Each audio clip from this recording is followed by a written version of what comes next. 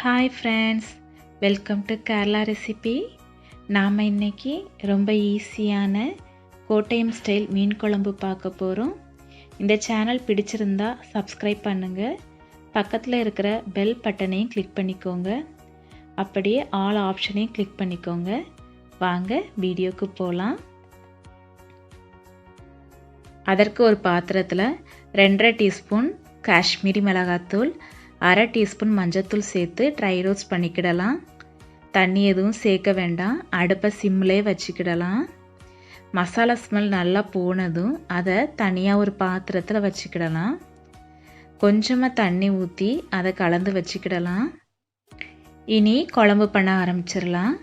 அதற்கு ஒரு பாத்திரத்தில் ஒரு 3 டீஸ்பூன் தேங்காய் எண்ணெய் சேர்த்துக்கிடலாம். எண்ணெய் நல்லா சூடானதும் 1/4 டீஸ்பூன் கடுகு, 1/4 டீஸ்பூன் வெந்தயம் சேர்த்து வெந்தயம் நல்லா ப்ரௌன் கலர் ஆகிற வரைக்கும் ரோஸ்ட் பண்ணிக்கிடலாம். கூடவே 10 பல் பூண்டு, ஒரு அரை விரல் அளவுக்கு இஞ்சி ரெண்டையும் இடித்து சேர்த்துக்கிடலாம். அது கூட 3 பச்சை மிளகாய், கொஞ்சமாக கருவேப்பிலை, ஒரு 10 சின்ன வெங்காயத்தை 2ஆக வெட்டி சேர்த்துக்கிடலாம். இதில் தக்காளி எதுவுமே சேர்க்குறதில்ல. நான் ஒரு சின்ன லெமன் சைஸ் அளவுக்கு புளியை கரைச்சி வச்சுருக்கேன். நீங்கள் புளியோட அளவு கூட்டவோ குறைக்கவோ செஞ்சுக்கிடலாம்.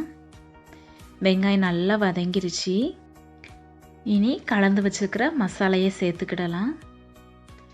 வேறு மசாலா எதுவுமே சேர்க்குறதில்ல, வெறும் காஷ்மீரி மிளகாத்தூள், மஞ்சத்தூள் மட்டும்தான்.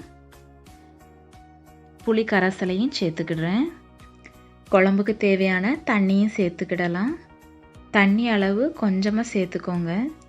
இந்த குழம்பு நல்லா கட்டியாக இருந்தால் தான் குழம்பு நல்லா டேஸ்ட்டாக இருக்கும். கூடவே குழம்புக்கு தேவையான அளவுக்கு உப்பு சேர்த்து கலந்து விட்டுக்கிடலாம்.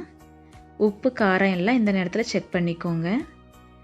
ஒரு மூடி வச்சு மூடி ஒரு 5 நிமிஷம் நல்லா கொதிக்க விடலாம்.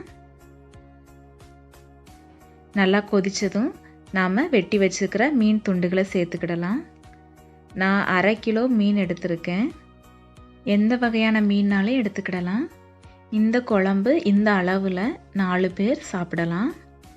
இனி மூடி வச்சு மூடி ஒரு 15லிருந்து 20 நிமிஷம் வரைக்கும் மீடியம் ஃப்ளேமில் வச்சு கொதிக்க வச்சுக்கிடலாம். மீன் சேர்த்ததுக்கப்புறம் கரண்டி வச்சு கிண்டி விட வேண்டாம். குழம்பு நல்லா சூப்பராக ரெடி ஆயிடுச்சு. எண்ணெய் நல்லா பிரிஞ்சு வந்துருச்சு.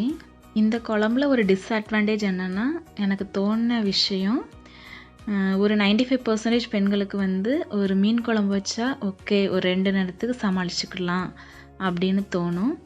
ஆனால் இந்த குழம்பு வேறு மசாலா எதுவுமே நம்ம சேர்க்குறதில்ல, அதனால் கட்டியாக தான் வரும். அதனால் குழம்போட அளவு கம்மியாக தான் இருக்கும். மற்றபடி டேஸ்ட் சூப்பராக இருக்கும், டிஃப்ரெண்ட் டேஸ்ட்டாக இருக்கும். கண்டிப்பாக ட்ரை பண்ணி பாருங்கள். எப்படி வந்துச்சுன்னு கமெண்ட் பண்ணுங்கள். இந்த வீடியோ பிடிச்சிருந்தா லைக் பண்ணுங்கள். அப்படியே கேரளா ரெசிபி சேனலுக்கு சப்ஸ்கிரைப் பண்ணி வச்சுக்கோங்க.